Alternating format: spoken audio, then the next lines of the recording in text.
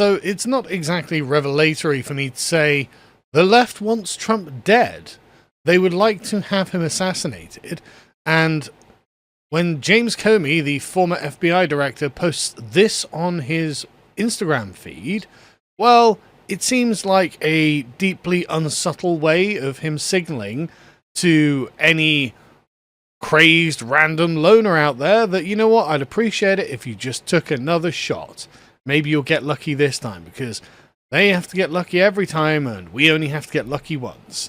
That's what I personally take from this, because as you can see, the shell formation is 86-47. Now, I was under the impression that 86 means to kill, because is it something to do with the mob or something? 86 that guy or something like this. And, I like to say, I haven't got a firm impression of this in my head, but that was always just what I thought 86 meant. And of course, 47 referring to Trump as the 47th president. So this was always a bit of a weird thing, but I was looking at it and, the Times here are like, well, Merriam-Webster says it means to throw out or get rid of. And it's like, okay, but he's in his second term. You've got another 3.5 years, however long it is. You have no opportunity to throw him out or get rid of him, at least through the ballot box, at least through legal means. And everyone knows this, obviously. So it would seem that this is a bit more of a dog whistle, right? Because, Comey apparently had taken this and said, oh, I saw these on the beach, which I assume are a political message. Yeah, I bet you did. I didn't realise some folks associated those numbers with violence. Very convincing, Mr. Comey. Very convincing. They say Merriam-Webster says that the term dates back to the 1930s when it was used as slang at soda counters for items that were sold out, and it's used to mean refuse hospitality to someone. It's like, is it though? I get the feeling like in the 80s and 90s, like mob movies or something used it, right? And they also say, well, 86 can be used to mean kill, but we do not enter the sense due to its relative recency and sparseness of use. Oh yeah, okay. Whereas, Trump Jr. and various others are like, well, he seems to be casually calling for my dad to be murdered. Yeah, I would agree with that. And what I like about this is, on Amazon, they refer to this as a non-violent Trump resistance message. I can't help but feel that if this was being used as an 86-46, that it would be interpreted as a desire to have Joe Biden assassinated. And just saying, it seems not terribly subtle, despite what Amazon lists it as. Statements like "not my president," that's fine. It's not literally true, but I completely accept, and there's nothing wrong with people saying, look, I do not support this president. That's completely fine, obviously. But this seems to be a dog whistle. And that is why James Comey is now being investigated. Because the Trump administration is understandably a bit prickly about these things, and the Secret Service are a bit prickly about these things. And so he is now being investigated for this, because Homeland Security Secretary Kristi Noem alleged the message was a call for the assassination of Trump. Well, yeah, I think that's a legitimate interpretation of this, and I don't think that James Comey was so foolish as to think that wouldn't be their interpretation of it. The idea that he's playing silly, playing innocent, and being like, oh, well, I just had no idea. I thought maybe it was a political... Shut up. Honestly, do you think we were born yesterday? Do we think you were born yesterday? Don't give us this BS, man. It's just so pathetic. And obviously, Secret Service are like, yeah, we investigate vigorously anything that could be taken as potential threats. We take rhetoric like this very seriously. Fair enough, good. I'm glad they're on the ball and doing their job. Because these things actually do matter. Because what this looks like is from the sort of the Democrat machinery that Trump has recently removed from government and is, it looks like to me, sort of pushing out into the fringe. It looks like what they're trying to do is incite lone wolves to take a crack at Trump. And the thing is, if we didn't have examples of lone wolves taking a crack at things, then maybe this wouldn't be something that would be so important to think about and be so like on the forefront of people's minds.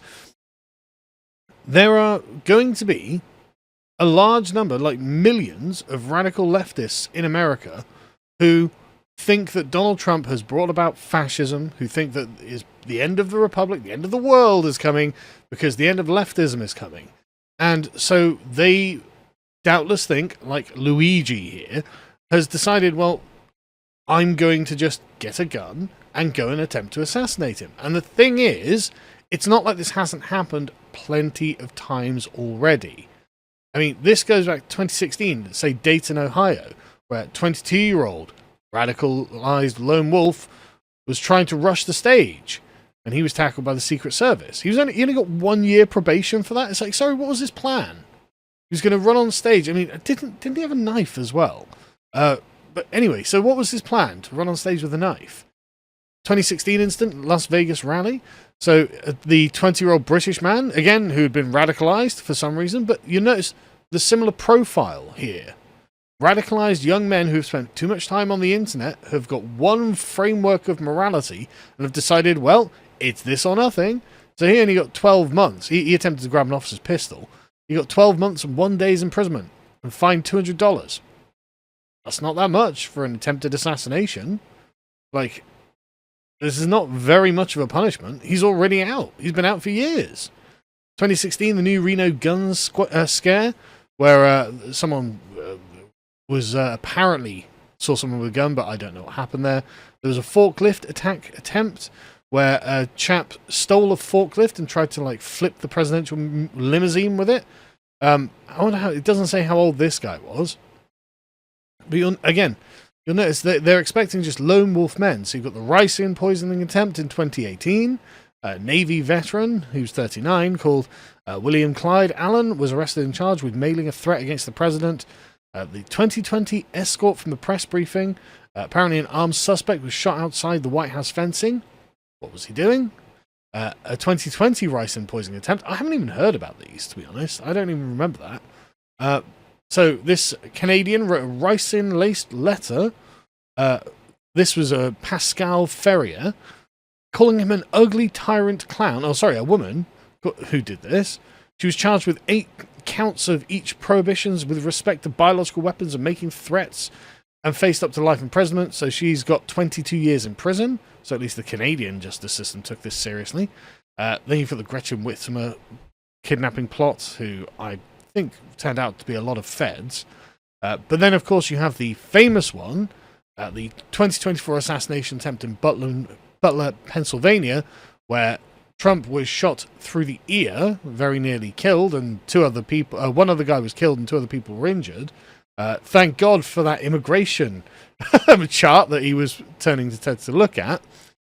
And, of course, where you get the famous fight image from Trump. And then an attempt at the Trump International Golf Club, and then an attempt at the Coachella rally, where some guy with an unregistered vehicle with a fake license plate and guns turned up at this rally. So it's completely understandable why the Secret Service would be like, yeah, it seems like there are actually millions of nut jobs out there, and there are a bunch of lone wolves that might just give it a go. They might have woken up on the wrong side of the bed that day, seen something in their feed that's particularly egregious that they don't like out of Donald Trump, and decided, right, today's the day.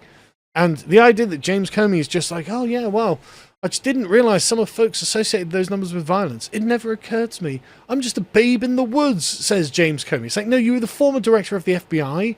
You know, I don't think that you're some sort of innocent, naive...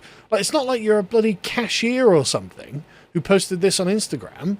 It's not like you don't... It wasn't your job to pay attention to all of this stuff. I think you knew what you were doing, and so does the Secret Service, so does the Trump administration. You absolutely should be prosecuted for this. Don't give us this nonsense. This is so transparent that what you're trying to do is dog whistle to a bunch of Luigi Mangionis and say, hey guys, you know what? It'd be really cool if you just do the deed. You'll be in jail for a while, but you'll come out like Nelson Mandela, basically, at the end of it. So, do us a favor, crack on. That's what you're trying to do here, and it's so self-evident. Like, you worry about Trump being like, oh, he's going to be an evil orange Cheeto Hitler dictator. It's going to be the end of the republic. And it's like, Well, I mean, I don't know if that's the case. I don't think Trump is going to be that. I mean, he was too old, if nothing else. But I don't think Trump's going to do that. Whereas actually beginning a cycle of the assassination of political leaders, well, that's weirdly how the Roman Republic fell. And you're like, okay, maybe we could just go down that same route. Maybe everything will just be totally hunky-dory if that's what we do. I don't think that's wise, actually. I think that's actually a really bad idea. I don't think that ends well. I think this was deeply irresponsible, and I think that you probably should be investigated and prosecuted for this. Unacceptable. Totally unacceptable. Like, again, totally irresponsible. Like, what are you doing? It's your fault that your faction in politics lost. It's your fault for the things you did against the American people for an abstract ideology that hurt them, that they didn't want the direction their country is going in. And if they elect Donald Trump in order to stop that, I'm sorry, but you have to consent to the will of the majority. You just have to accept it. You can't spitefully be like, yeah, you know what, someone should 86 him, actually. No, that's totally unacceptable. Like, and again, people always go, oh, you're just constantly going, well, we have to vote our way out. We've got to be committed to the democratic process. It's like, okay, one, I'm in England. Two, I'm on YouTube. But three, I think that actually is the responsible thing to do.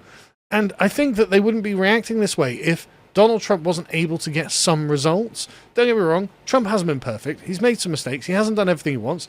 Where's the Epstein report? There were a bunch of other things, in fact, that we expected to see coming out as well. There's, what was the other thing? I can't remember off the top of my head.